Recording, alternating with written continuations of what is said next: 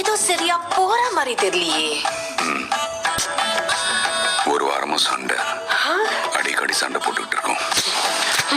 ஒரே மன உளைச்சலா இருக்கு. இப்ப சொல்லு, இவ்வளவு சுட்டுட்டா சொல்லு.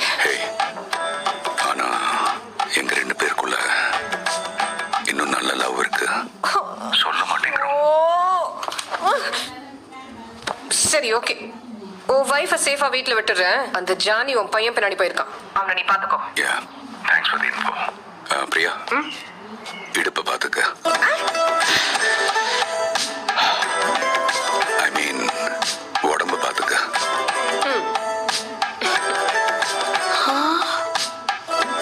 குடுக்கலாம்ல. லேசா லேசா.